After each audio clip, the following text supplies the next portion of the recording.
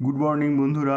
আজও আমি তোমাদের আসন্ন আরআরবি, এনটিপিসি এবং গ্রুপ ডি পরীক্ষায় যে ধরনের অঙ্কের প্রশ্ন আসার কথা সেরকম 15টি অঙ্কের একটি সেট করাবো। তো চলো শুরু করি। প্রথম অঙ্ক, একজন দোকানদার ফল কেনা ও বেচার সময় উভয়কেই এক বিশেষ ধরনের ওজন ব্যবহার করে 11% করে প্রতারণা করে। তার মোট লাভের শতকরা পরিমাণ কত? তাহলে দেখো, উভয়কেই 11% করে প্রতারণা করা মানে কি? যখন সে ফল কিনতে গেছে তখন 100 কেজি কেনার বদলে বিশেষ ওজন ব্যবহার করে 111 কেজি কিনে নিয়েছেন। আর যখন ফল বিক্রি করেছেন ক্রেতাকে, তখন 100 কেজি বিক্রি করেছেন, কিন্তু অরিজিনালি তিনি ক্রেতাকে দিয়েছেন 89 কেজি। তাহলে এই ক্ষেত্রে তার মোট লাভের পরিমাণ কত? তা এই ক্ষেত্রে মোট লাভ বার করতে গেলে একটা ফর্মুলা আছে। ফর্মুলাটা কি না, A plus B plus A B by 100।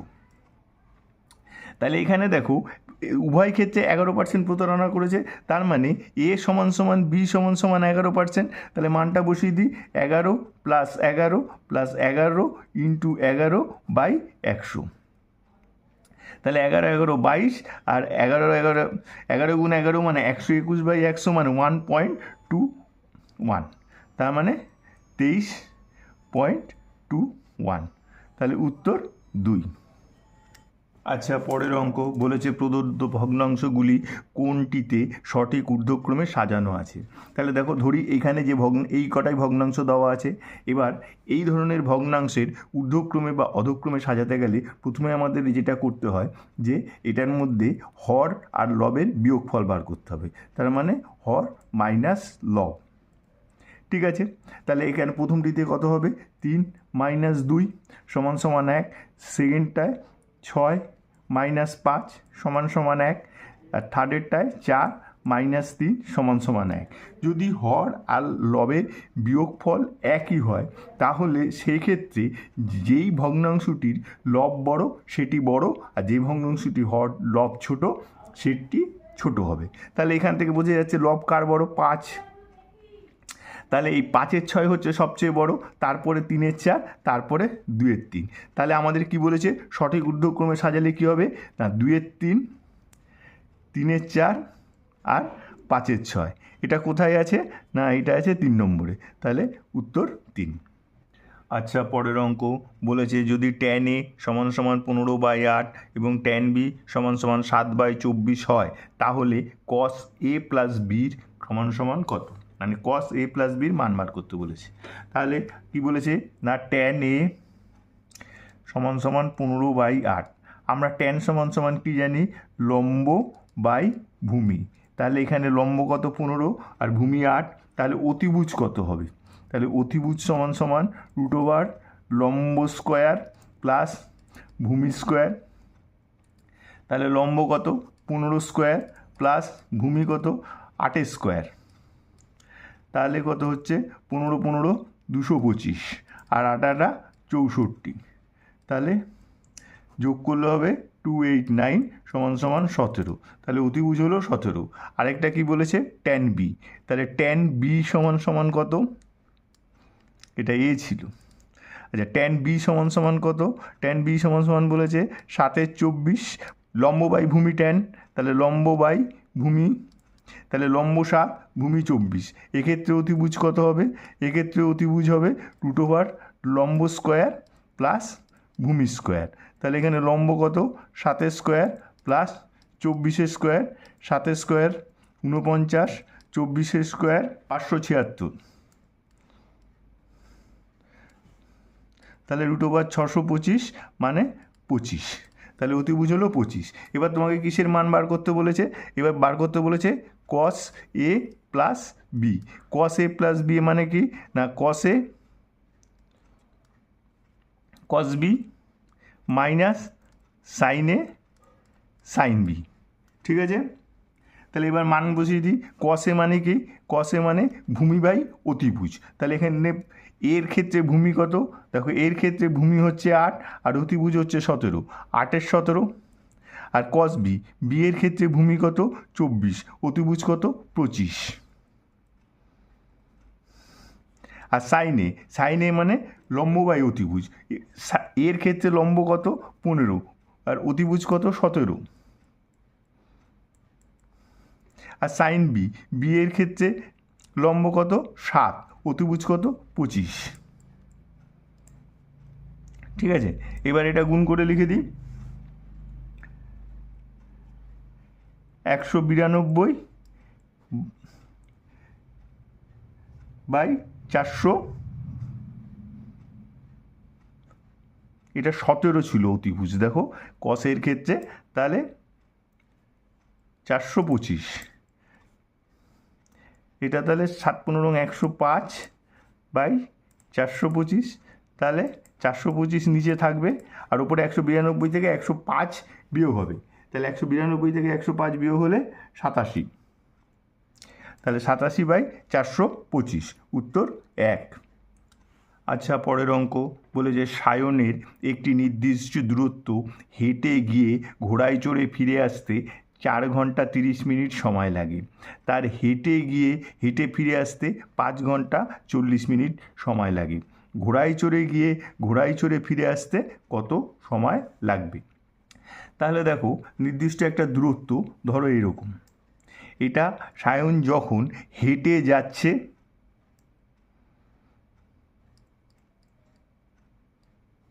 আর ঘোড়ায় চড়ে ফিরে আসছে, ঘোড়া, ঠিক আছে, তখন তার লাগছে কত না, তখন 4 ঘন্টা 30 মিনিট। আবার সেই দূরত্বটাই যখন হেঁটে যাচ্ছে আবার হেঁটে ফিরে আসছে, সেটা লাগছে 5 ঘন্টা 40 মিনিট। তার মানে হেঁটে ফিরে আসতে তার সময় লাগছে 5 ঘন্টা 40 মিনিট। তাহলে খালি হেঁটে একবার যেতে তার কত সময় লাগছে? তাহলে 5 ঘন্টা 40 মিনিটে 2 দিয়ে ভাগ করলেই হয়ে যাবে। তাহলে 5 ঘন্টা 40 মিনিট মানে কত?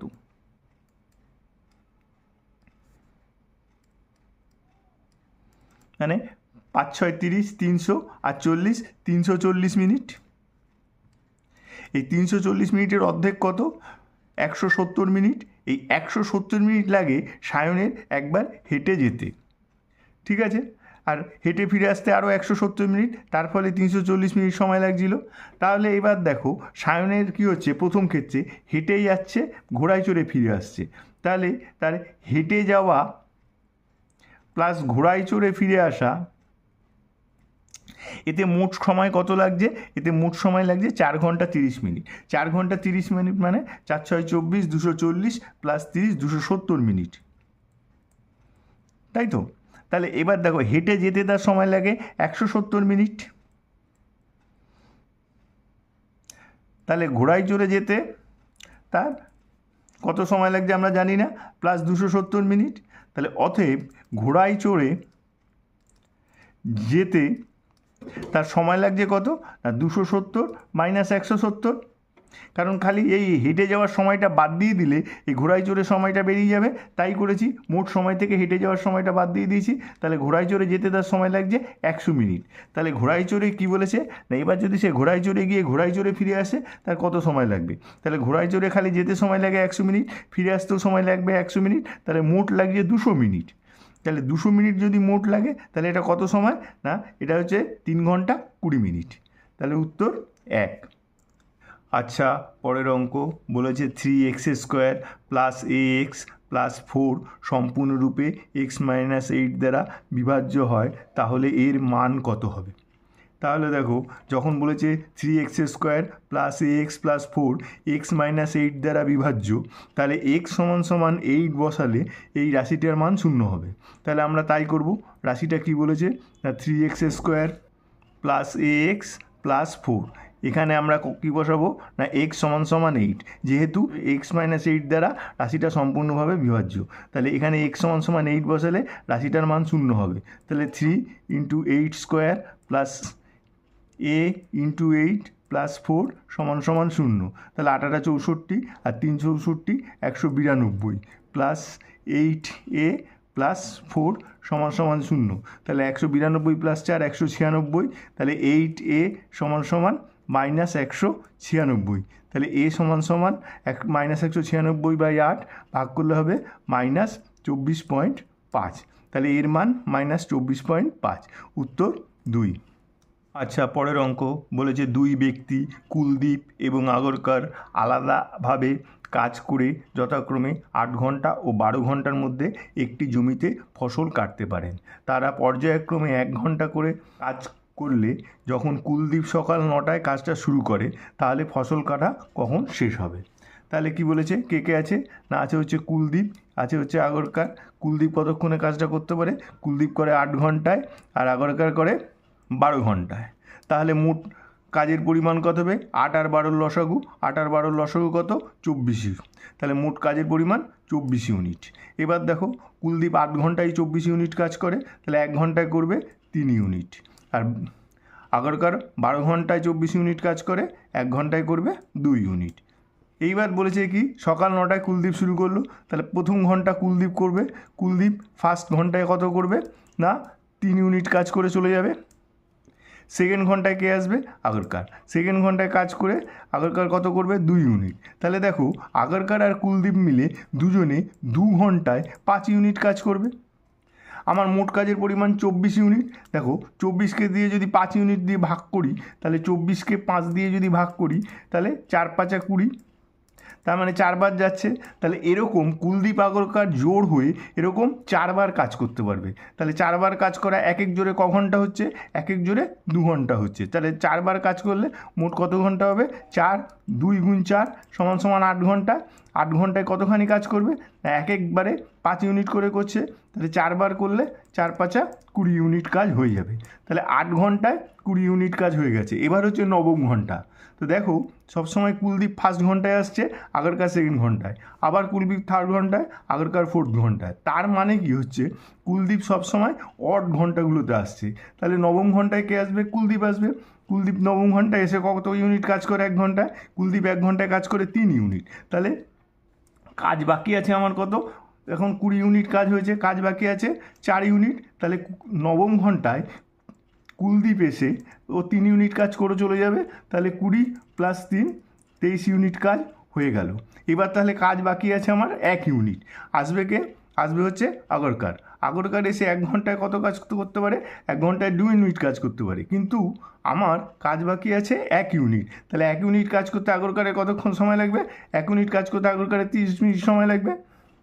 তাহলে কতক্ষণ সময় লাগলো আমার কাজটা শেষ হতে? 9 ঘন্টা 30 মিনিট। তাহলে কাজ শুরু করেছিল 9টায়, আরও সময় লাগলো 9 ঘন্টা 30 মিনিট, মানে 18টা 30-এ কাজ শেষ হবে। 18টা 30 মানে 6টা 30। তাহলে উত্তর 2, 6টা 30 PM কাজ শেষ হবে। আচ্ছা, পরের অঙ্ক বলেছে দুইজন সাইকেল আরোহী একটি বাড়ি থেকে 24 কিলোমিটার প্রতি ঘন্টা গতিবেগে যাত্রা শুরু করে 15 মিনিটের ব্যবধানে। বিপরীত দিক থেকে বাড়ির দিকে আসা মহিলাকে 10 মিনিটের ব্যবধানে সাইকেল আরোহীদের সাথে দেখা হলে কত গতিতে মহিলাটি যেতে হবে? মানে কত গতিতে মহিলাটি যাচ্ছে সেটাই বার করতে হবে। আচ্ছা, তাহলে এখানে কি বলেছে না, সাইকেল আরোহী একটা জায়গা থেকে বাড়ি থেকে সাইকেল আরোহী কত মিনিট পর ছেড়েছে না, 15 মিনিট পর পর ছাড়ছে। গতিবেগ কত? গতিবেগ হচ্ছে 24 কিলোমিটার প্রতি আওয়ার। তাহলে দেখো, মহিলাটি যদি একটা জায়গায় কোথাও দাঁড়িয়ে থাকতো, তাহলে এখান থেকে সে কী দেখতো না, সাইকেল আরোহী এই রাস্তাটা 15 মিনিট পর পরই দুটো সাইকেল আরোহী তাকে পার করছে। কিন্তু মহিলাটি এক জায়গায় দাঁড়িয়ে নেই, মহিলাটি এগিয়ে আসছে। তাহলে কতটা পথ এগিয়ে এসছে না, 10 মিনিট এগিয়ে এসছে। 10 মিনিট এগিয়ে আসার পর সে পরের সাইকেলটাকে দেখতে পেয়েছে। তাহলে এই মহিলাটি যে 10 মিনিট পথ এগিয়ে এসছে, এই 10 মিনিটের রাস্তাটা সাইকেল আরোহীটা কত মিনিটে যেত না, এখানে দাঁড়িয়ে থাকলে মহিলাটি 15 মিনিট পরই দেখতে পেত, কিন্তু এখানে এগিয়ে এসছে বলে 10 মিনিট পর দেখেছে। তার মানে সাইকেলের 5 মিনিটের রাস্তা এগিয়ে এসছে মহিলাটি। তাহলে সাইকেলের গতিবেগ কত? 24 কিমি প্রতি ঘন্টা। তাহলে 24 কিমি প্রতি ঘন্টা হওয়া মানে 60 মিনিটে যাচ্ছে 24 কিমি। তাহলে 5 মিনিটে সাইকেলটা কত পথ যাচ্ছে না, 5 মিনিটে যাবে তাহলে কত না, 24/60 × 5, 5 বারং 60, 12 দুগুণে 24, 2 কিলোমিটার। দেখো, এই 5 মিনিটে সাইকেল আরোহী 2 কিলোমিটার পথ যাচ্ছে, কিন্তু এই পথটায় মহিলাটি 10 মিনিটে হেঁটে এসছে। তাহলে মহিলাটি 10 মিনিটে যাচ্ছে এই 2 কিলোমিটার। তাহলে 60 মিনিটে যাবে 2/10 × 60। তাহলে মহিলাটির গতিবেগ কত? 12 কিলোমিটার প্রতি ঘন্টা। উত্তর 3। আচ্ছা, পরের অঙ্ক বলেছে একটি সুষম বহুভুজের প্রতিটি বহিঃকোণের মান 72 ডিগ্রি, বাহু সংখ্যা কত? তাহলে সুষম বহুভুজের বহিঃকোণের মান দেওয়া থাকলে বাহু সংখ্যার একটা ফর্মুলা আছে, বাহু সংখ্যা সমান সমান 360 ডিগ্রি বাই বহিঃকোণ। তাহলে কত? 360 ডিগ্রি, বহিঃকোণের মান কত দিয়েছে? 72 ডিগ্রি, তাহলে গুণ 5, তাহলে বাহু সংখ্যা 5, উত্তর 3। আচ্ছা, পরের অঙ্ক বলেছে একটি নির্দিষ্ট গতিতে চলমান একটি ট্রেন যথাক্রমে 4 সেকেন্ড এবং 4.2 সেকেন্ডে একই দিকে চলমান দুই ব্যক্তিকে অতিক্রম করে। প্রথম জন ঘন্টায় 4.5 কিলোমিটার বেগে ছুটছিল আর দ্বিতীয় জন 6 কিলোমিটার প্রতি ঘন্টা বেগে চলছিল। ট্রেনের গতিবেগ কিলোমিটার প্রতি ঘন্টায় কত ছিল? তাহলে দেখো, ট্রেনটা আর দুটো লোকের গতিবেগের অভিমুখ একই দিকে, ঠিক আছে? তাহলে এদের আপেক্ষিক গতিবেগ বিয়োগ হবে। ফার্স্টে এটা আমরা জেনে নিলাম। এরপরে কি বলেছে না, প্রথম জনের গতিবেগ কত ছিল? প্রথম জনের গতিবেগ ছিল 4.5 কিমি প্রতি ঘন্টা। এই কিমি প্রতি ঘন্টাকে মিটার প্রতি সেকেন্ডে নিয়ে যাব। তাহলে কি করব? 5/18 দিয়ে গুণ করব, পয়েন্ট তুলে 0 আনলাম, 5 দুগুণে 10 আর 9 দুগুণে 18, 5 9 45। তাহলে হলো 5/4 মিটার প্রতি সেকেন্ড। আচ্ছা, দ্বিতীয় জনের গতিবেগ কত বলেছে? দ্বিতীয় জনের গতিবেগ বলেছে 6 কিমি প্রতি ঘন্টা। তাহলে 6 কিমি প্রতি ঘন্টাকে ওইটাকেও মিটার প্রতি সেকেন্ডে নিয়ে আসবো। 6 × 5/18, তাহলে 3 6 18, তাহলে 5/3 মিটার প্রতি সেকেন্ড। এইবার ট্রেনের গতিবেগ ধরবো এক্স মিটার প্রতি সেকেন্ড। এটা হচ্ছে ট্রেনের গতিবেগ। এইবার দেখো, তাহলে ট্রেন আর লোক দুটোর অভিমুখ একই দিকে, তাহলে আপেক্ষিক গতিবেগ কত হবে? বিয়োগ হবে। তাহলে প্রথম লোকটির সাপেক্ষে ট্রেনটির আপেক্ষিক গতিবেগ কত হবে? x - 5/4, তার মানে হচ্ছে 4x - 5/4। আর দ্বিতীয় লোকটার সাপেক্ষে ট্রেনের আপেক্ষিক গতিবেগ x - 5/3, তাহলে হচ্ছে কত? 3 = 3x - 5। এইবার দেখো, প্রথম লোকটিকে ট্রেনটি কতক্ষণে অতিক্রম করছে? 4 সেকেন্ডে। তাহলে প্রথম লোকটিকে যদি 4 সেকেন্ডে অতিক্রম করে, একটা লোককে একটা ট্রেন 4 সেকেন্ডে অতিক্রম করছে, মানে ট্রেন তার নিজের দৈর্ঘ্য অতিক্রম করছে। তাহলে এটা হচ্ছে তার গতিবেগ ছিল মিটার প্রতি সেকেন্ডে, 4 সেকেন্ডে কত পথ যায়? × 4। দ্বিতীয় লোকটিকে ট্রেনটি কতক্ষণে অতিক্রম করছে? 4.2 সেকেন্ডে। তাহলে ট্রেনটি 1 সেকেন্ডে যাচ্ছে 3x - 5/3, তাহলে 4.2 সেকেন্ডে যাবে × 4.2 মিটার। দেখো, এই দুটোই হচ্ছে ট্রেনটার নিজস্ব দৈর্ঘ্য। তাহলে এই দুটো সমান করে দিয়েছি।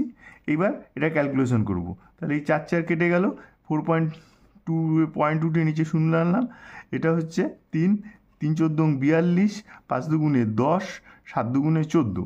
তাহলে 5 দিয়ে এটা গুণ করবো, 4 5 20x - 5 5 25। আর এটা হচ্ছে 7 দিয়ে গুণ হবে, 3 7 21x - 5 7 35। তাহলে x = 10। তাহলে ট্রেনের গতিবেগ হচ্ছে 10 মিটার প্রতি সেকেন্ড। তাহলে এটাকে আমি কিমি প্রতি ঘন্টায় নিয়ে যাব। 10 × 18/5, তাহলে 5 দুগুণে 10, 18 দুগুণে 36 কিমি প্রতি ঘন্টা। তাহলে উত্তর 2। আচ্ছা, পরের অঙ্ক বলেছে 3টি সংখ্যার গড় 15, বৃহত্তম এবং ক্ষুদ্রতম সংখ্যার মধ্যে পার্থক্য হলো 8 এবং দুটি সর্বনিম্ন সংখ্যার মধ্যে পার্থক্য হলো 1। এই 3টি সংখ্যার মধ্যে সবচেয়ে বড় সংখ্যাটি কী?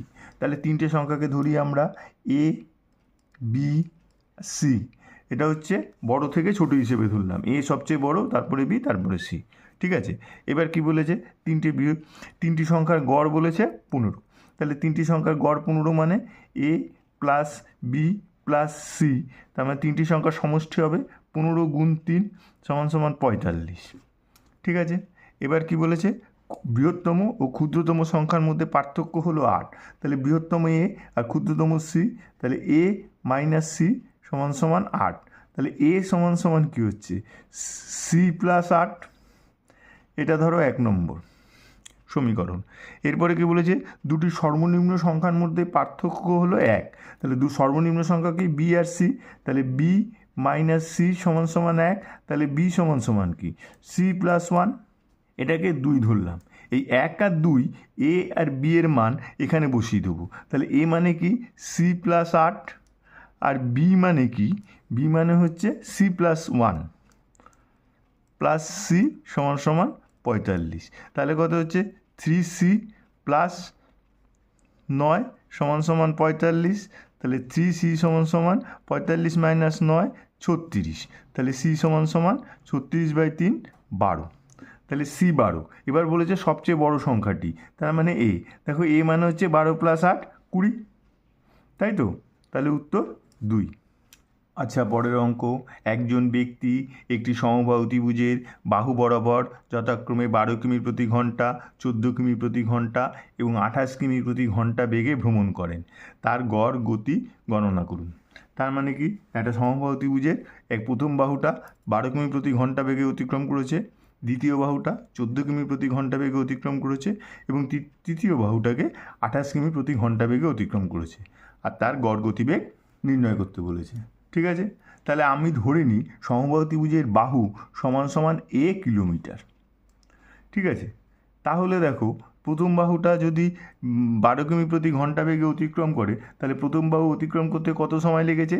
আমরা জানি কি, time is equal to distance by speed.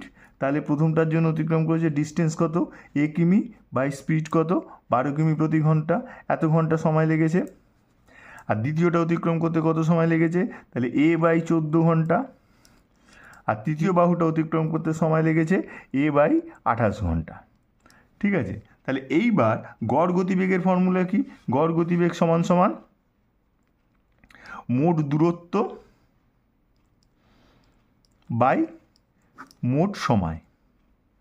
ঠিক আছে, এইবার এখানে দেখো মোট দূরত্ব কত, তিনটে বাহু a + a + a মানে 3a, বা সমবাহু ত্রিভুজের পরিসীমাটা। এবার মোট সময় কত লেগেছে? মোট সময় লেগেছে a/12 plus a/14 plus a/28। এইবার 12, 14 আর 28-এর লসাগু হচ্ছে 84। তাহলে 7 × 12 = 84, 6 × 14 = 84 আর 3 × 28 = 84। তাহলে 7 × 3 = 10, 6 × 16a। তাহলে কত হচ্ছে 3a, এটা উল্টে যাবে, উপরে 84 যাবে, নিচে 16a আসবে।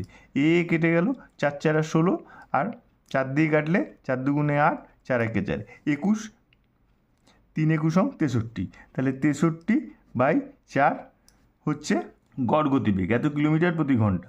তাহলে এটা ভাগ করলে হবে 15.75 কিমি প্রতি ঘন্টা। তাহলে উত্তর 3। আচ্ছা, পরের অঙ্ক বলেছে যদি 1005x4 সংখ্যাটি 8 দ্বারা সম্পূর্ণরূপে বিভাজ্য হয়, তবে x এর মান কোন ক্ষুদ্রতম পূর্ণ সংখ্যা হবে? দেখো 8 দ্বারা বিভাজ্যতার নিয়ম কি? 8 দ্বারা বিভাজ্যতার নিয়ম হচ্ছে শেষ তিনটে সংখ্যা 8 দিয়ে ভাগ যাবে। তার মানে 5x আর 4, এটা 8 দিয়ে ভাগ করলে মিলে গেলেই পুরো সংখ্যাটা 8 দিয়ে ভাগ যাবে। তাহলে এটাকে আমি কি করি, প্রথমে 2 বসাই 4 নম্বর অপশানে। তাহলে 5, 2, 4, এটাকে 8 দিয়ে ভাগ করি। দেখো 8 দিয়ে ভাগ করলে 6 × 48, 4 × 4 = 44। তাহলে এটা ভাগ যাচ্ছে না। তাহলে দেখো ভাগ যেতে গেলে লাস্টে 4 আছে, 4 দিয়ে 8-এর কী হয়? 4 দিয়ে হয় 8-এর 3 × 8 = 24 আর 8 × 8 = 64, এই দুটো আসতে হবে। তাহলে দেখো আমার সবসময় ছোটোটাই আনতে হবে, কারণ ক্ষুদ্রতম সংখ্যা বলেছে। তাহলে এখানে আমার কত আনতে হবে? 2 আনতে গেলে এখানে কত হবে? 0। তাহলে এখানে 0 বসাই। তাহলে 504 যদি হয়, তাহলে 8 দিয়ে ভাগ করি, 6 × 8 = 40, 2 × 4 = 24, 4 × 6 = 3 × 8 = 24। তাহলে x সমান ক্ষুদ্রতম সংখ্যা 0, উত্তর 1।